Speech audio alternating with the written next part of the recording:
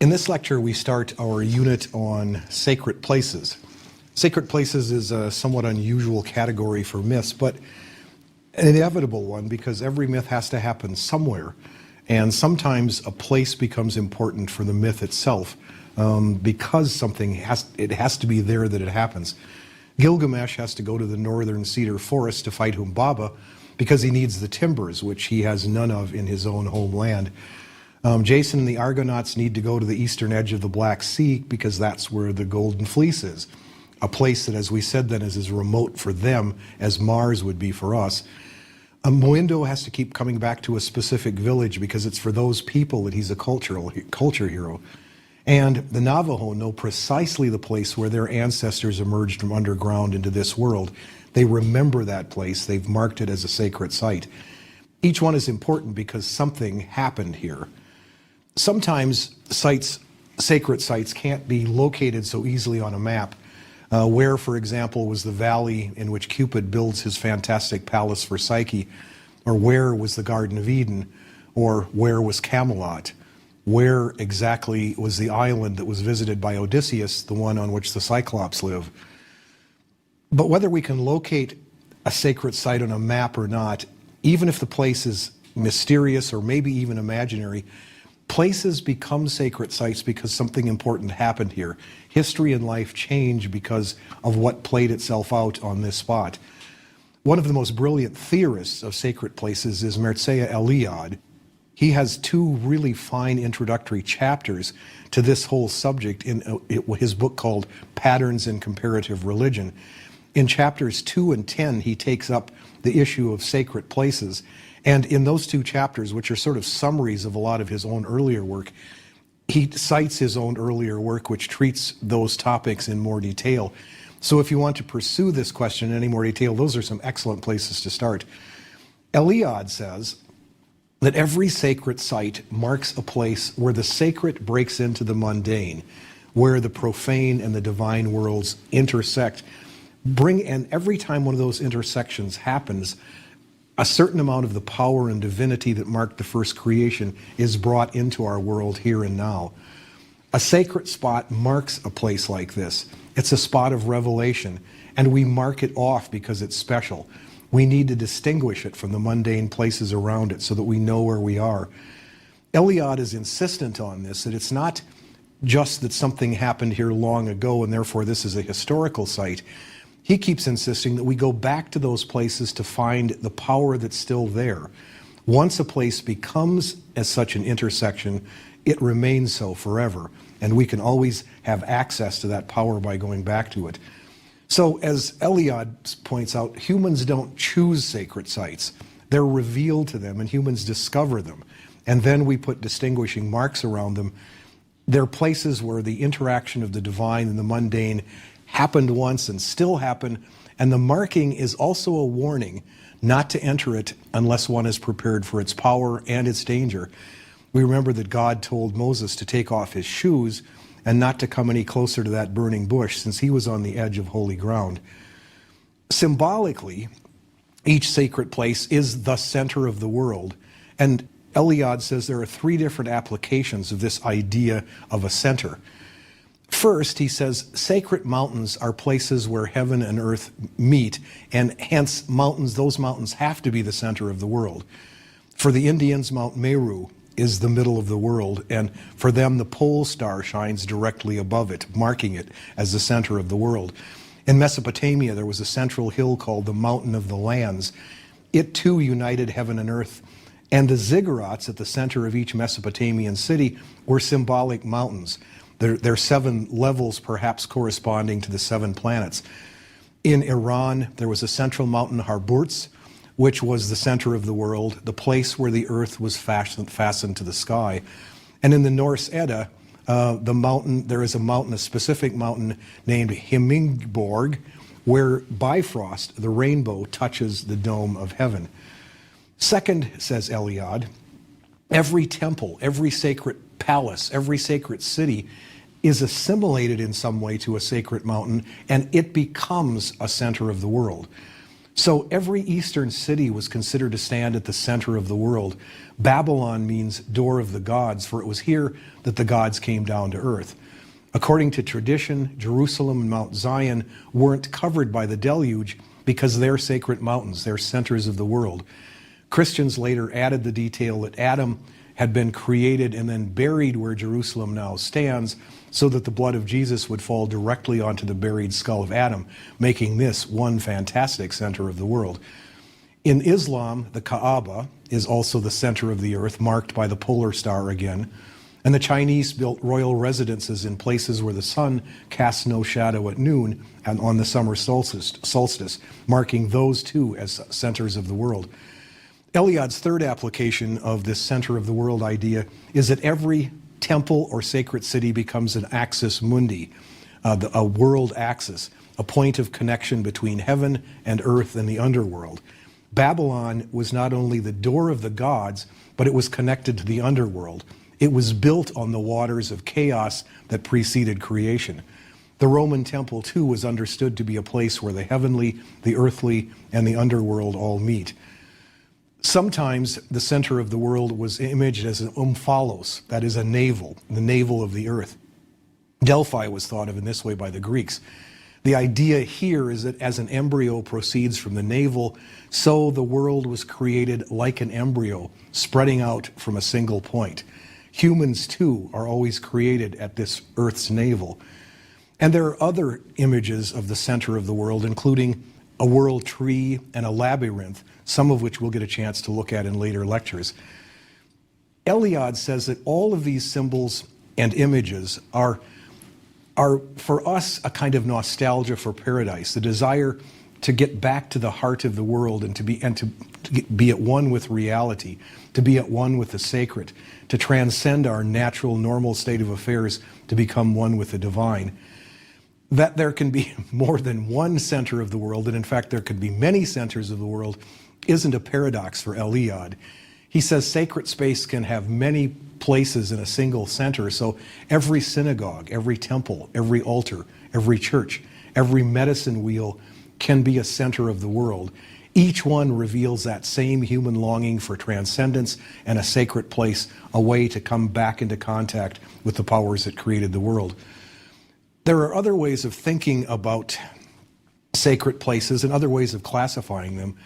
One of them comes from a classic work on Native American religion by Vinay Deloria. The book is called God is Red. He divides sacred sites into 4 different types based on the idea of agency and ranging from purely human agency at the one hand to purely divine at the other. The first type, he says, is a place where something important happened, but the agents are purely human. His own example in his book is Gettysburg National Cemetery, a place which was hallowed, as President Lincoln put it, by the last full measure of devotion of those who fought and died there. It's a sacred place, and we visit it as such because it represents for us an idea of union, and perhaps the idea that one day we might be asked to do what the soldiers did there, that is, to give our lives for a cause that we hold dear. Deloria says that Wounded Knee is the same kind of site for Native Americans. And in this category are all the places which became sacred because of what humans did there. His second type is a place where something holy has happened, where in some way, some miracle has happened. The holy has entered into ordinary life. His example is Joshua leading the Hebrews dry shod across the River Jordan into the Promised Land. After the crossing, Joshua has one man from each of the 12 tribes bring a large stone, and the stones are then set up as a monument to the future, so that future generations would remember that the waters of the Jordan ceased to flow before the Ark of the Covenant of the Lord here, now, in this place. In this kind of category for Deloria, the holy has entered ordinary life in ways that are consistent with Eliad's account of sacred places. What happened here was really something of a miracle.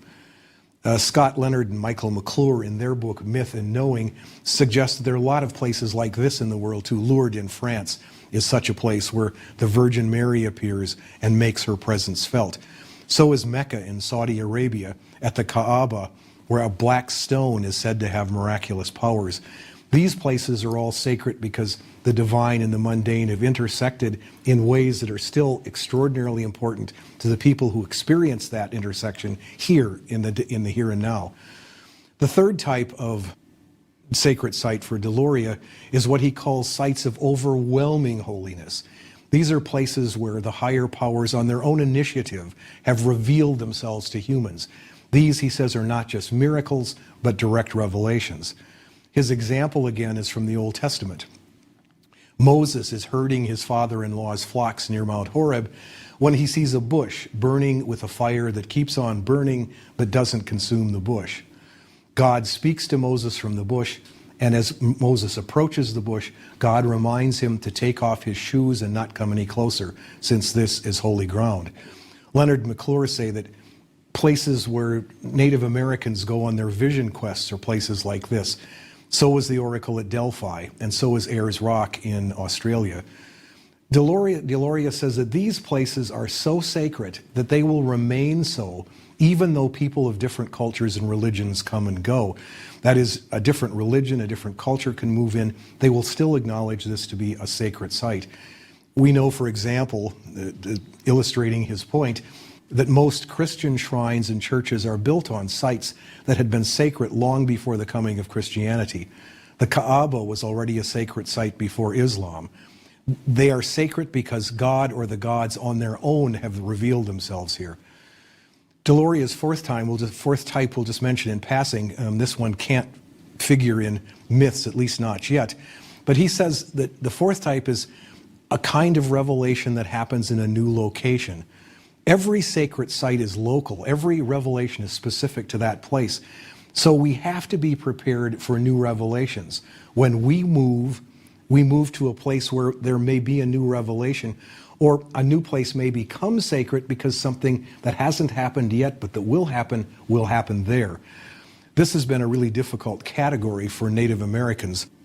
The Supreme Court ruled that in order for them to protect a site, they have to prove that it's been sacred for a long time.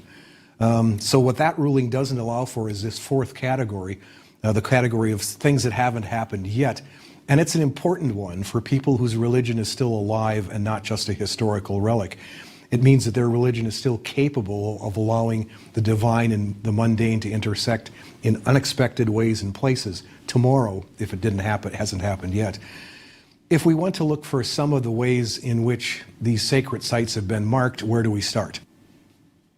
Alistair Shearer, in a book called The Spirit of Asia, says that stones are probably the oldest markers of sacred sites and have been so for the longest time, dating all the way back probably to the Neolithic.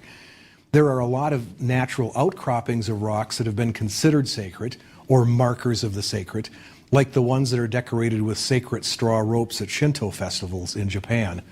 Or there may be the single stone carefully set in a raked Buddhist monastery garden. And Shearer says that the principal images in a lot of Hindu temples are simple, unworked pieces of stone because they are considered too holy to carve or to alter. Our first story about such a stone is one you probably already know. It features a Bethel stone, which is like the meteorite in Kaaba in Mecca, or the Omphalos stone at Delphi, marks the house of God, the gate of heaven, the world's navel, and axis mundi. This story comes from Genesis in the Old Testament. Jacob and Esau are brothers. They're twins, but Esau was born first, so should receive the blessing from his father Isaac. Jacob, however, is the favorite of his mother, and Isaac is blind by this time. And Jacob contrived to fool the old man into giving the blessing to Jacob rather than to Esau, so that Jacob is now the one who has received the blessing. Esau, when he discovers what's happened, is incensed, and he promises that he will kill Jacob just as soon as his father is dead. So Rebekah, that is the mother of both Jacob and Esau, sends Jacob away to her brother to keep him safe until Esau gets over this or until some other arrangements can be made. On his way to the brother's house, he sleeps one night under the stars, and he uses a stone for his pillow. That night he sees a ladder that reaches all the way from earth to heaven, and there are angels coming up and down that ladder. And at the very top of the ladder itself is God himself, who tells Jacob that he will give him the land on which he's sleeping now, and his descendants will become as numerous as the dust of the earth, and that one day all of the children of the earth will be blessed because of the descendants of Jacob. Jacob awakes, and he's filled with awe that the Lord had come to him in this place. He takes stones, including presumably the one he had slept on, and he makes them into a pillar, and then he pours oil on it. He calls the place Bethel, which means the house of God, and he promises that if God directs his journey and brings him home in peace, he will serve God faithfully, and this pillar will forever after be God's house. Eliad says this about that experience. The stone upon which Jacob slept was not only the house of God, it was also the place where, by means of the angel's ladder, communication took place between heaven and earth. The Bethel was, therefore, a center of the world, like the Kaaba of Mecca or Mount Sinai, like all temples, palaces, and centers consecrated by ritual. Its being a ladder uniting heaven and earth derived from the theophany which took place at that spot. God manifesting himself to Jacob on the Bethel was also indicating the place where he could come to earth, the point at which the transcendent might enter the immanent. A good example of a sacred stone, or a stone marking a sacred place. Our next example features rocks too, but in quite a different way from the Jacob story. In central Australia, in the Northern Territory, there are two rock formations, the Olgus and Uluru. The second one is also known as Ayers Rock. It goes by different names, but almost all the people who live in this territory have what they call a dream time, or dreaming time, or the dreaming. The dream time was the primordial time when the ancestors traveled across Australia. They created the landscape, they set up the forms of society, and as we've noted before, they deposited the souls of unborn children in rocks and caves and sacred places. Each place where they slept or hunted or fought now becomes a sacred place, a place that was left behind in the dream time. Each such place is a landmark and is a sacred place which is infused with the spirit of these ancestors. And that energy can be released by people who visit it simply by touching or looking or blowing smoke against those sacred places. Eliad says that in central Australia, there's actually a rock that has a slight opening on the one side, out of which emerge the souls of unborn children. So women who want to get pregnant can simply walk past there, and those souls will climb out of the rocks and enter the woman. He said if a woman does not wish to be pregnant and has to walk by there, what she will do is she will crouch over, walk with a stick, and say very loudly so those souls of unborn children can hear, "Do not come near me, I am an old woman." At any rate, that's the kind of thing that the sacred places in this part of Australia are all about. But dream time for these people, as Eliad would point out, isn't just an epic of the past. Ancestral spirits associated with this place are reincarnated in ways in people either who are born there or people who, through certain rituals, visit them. And the dreaming time can bring people into contact with those ancestral spirits that are associated with certain places. In some cases, they can actually almost become that ancestor by recreating his or her journey or through ritual to achieve this kind of union. Since the ancestors left their tracks in the landscape, which they call the dreaming tracks or song lines, people can travel those routes and sing and tell stories as they travel. In the process, they can become one with the ancestor in the landscape, making this a truly sacred site. James Harper, about this aspect of dream time, says about this in a book called The Atlas of Sacred Places. Thus, the Western concept of history as a series of events irrevocably consigned to the past is alien to the Aborigines. For them, the dreaming and the journeys of the ancestors are an ever-present reality in which they can actually participate by ceremonial singing, storytelling, and dancing.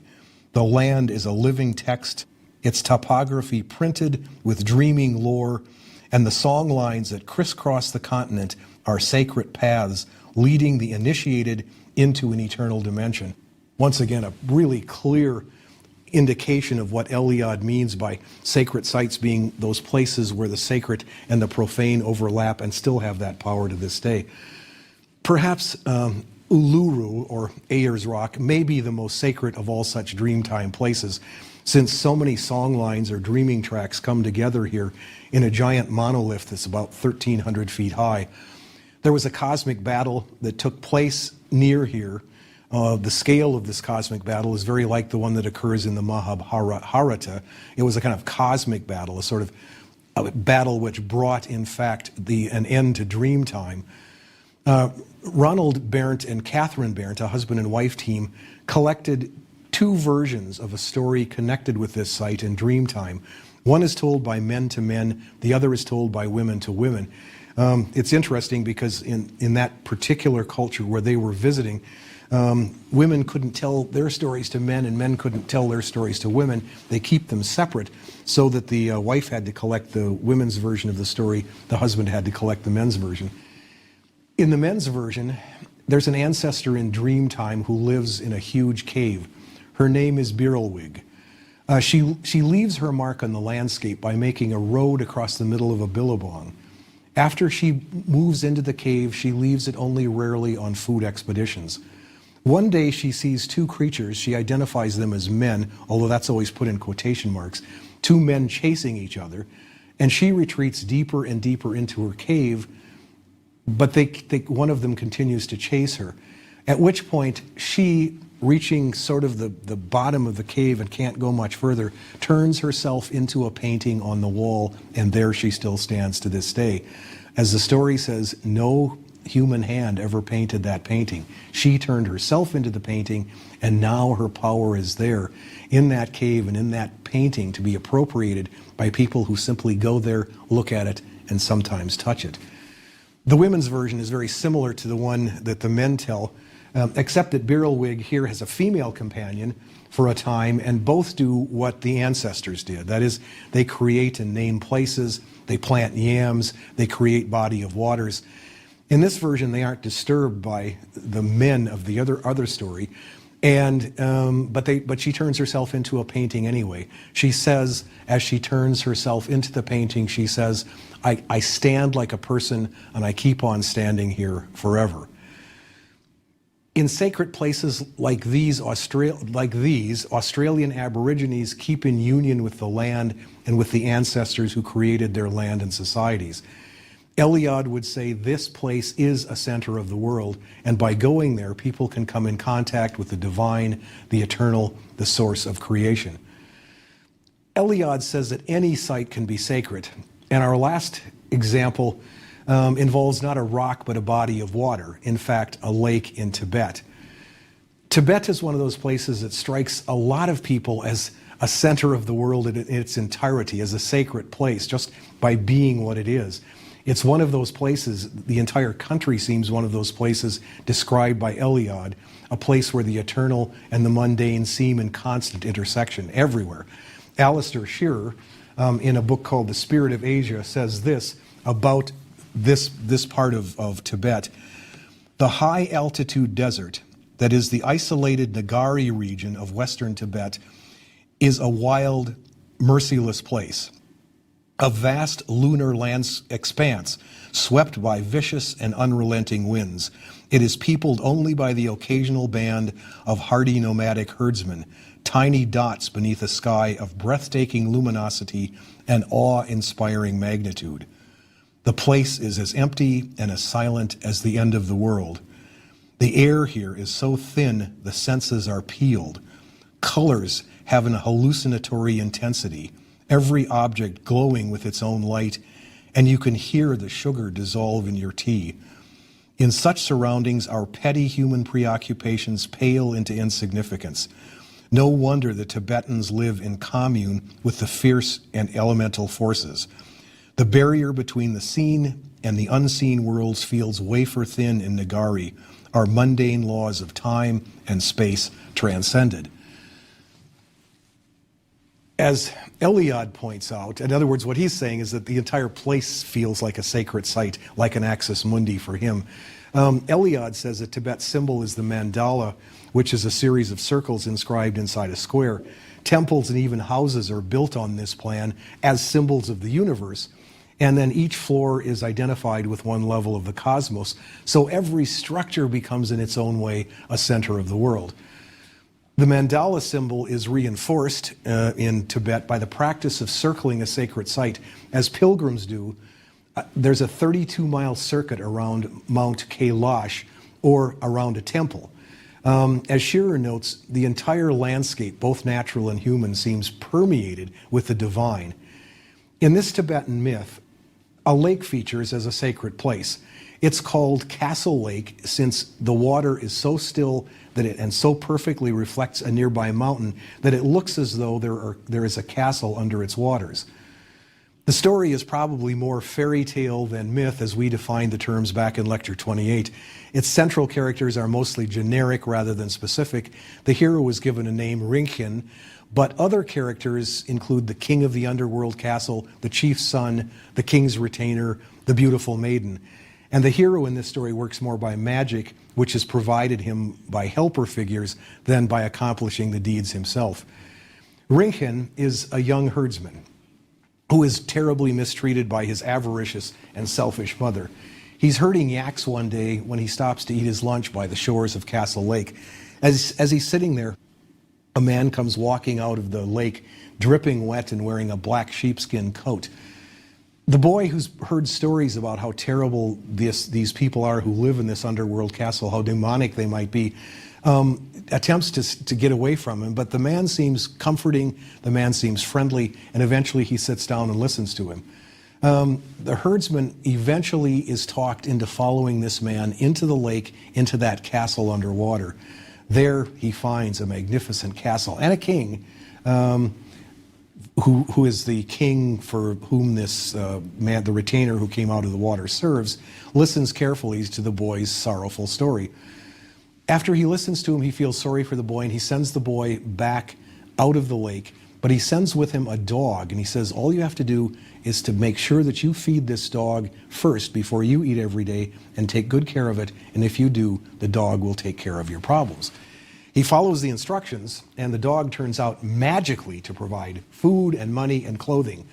One day, Rinchen's wicked mother, who now wonders about the source of all this good stuff that her son has, follows her son when he goes out with the yaks. Rinchen, meanwhile, wondering how the dog does this, sneaks home to see how the food and money and clothing is being produced. As he watches from his hiding place, the dog sheds its skin, becomes a fantastically beautiful woman. She's the one who's producing all these gifts. He rushes in, throws the dog's skin into the fire so she can't go back to that form. But she is so beautiful that he has to keep her in the house all the time so that other young men can't see her, especially the chief's son, who would try to take her away if he saw her. He also rubs her face with soot to make her a little less attractive. Eventually, however, she is spotted by the chief's son, and since the chief's son is very powerful, no one will help Rinchen for fear of retaliation from that chief's son. So it's back to the lake again, where this time the king's retainer appears again, and this time the king gives him a box. And he says, when the chief's son comes to take the young woman, open the box and shout, "Fight." He does this, and thousands of armed men charge out, defeat the chief's son's soldiers. Then the herdsman marries the young woman. Eventually he becomes rich and a benevolent leader of his people. Eventually he also returns the box to the king of the underworld castle, with whom he stays in contact for the rest of his life. Scott Leonard and Michael McClure, who reprint this story in their book Myth and Knowing, say that pre-Buddhist Tibet believed in three realms, the middle one the earth, where humans lived, but the earth itself is in their cosmology was filled with ogres and demons from the underworld, malicious and terrifying. When Buddhism came to Tibet, many of these demons became protective spirits under the influence of Buddha, and that's what seems to have happened here. Everyone thinks of this enchanted castle as a horrifying place full of demons, but in fact they turn out to be benign, helpful, and they even help Rinken achieve the happy ending of every fairy tale: abundant food, riches, a kingdom, and a beautiful maiden to share it with. In fact, if we had time, we could go back over this story using the terms of one of the monomyths that we worked at back in our unit on heroes, and we could find out that it fits very, very nicely into that pattern.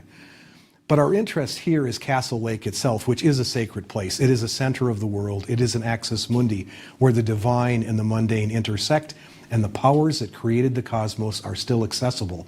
Like Jacob and his ladder, or the Australian Aborigines finding song lines in their ancestral caves, Rinken finds one of those places where the worlds intersect. And his human humdrum, ordinary life, symbolized by his cruel and demanding mother, is transcended, is redeemed, is transformed into something entirely different, symbolized in this fairy tale by wealth, status, and then the beautiful bride, the prizes that are always won by successful heroes at the end of their quest. Next time, we'll take up perhaps the single most important category of sacred places across the world: sacred mountains.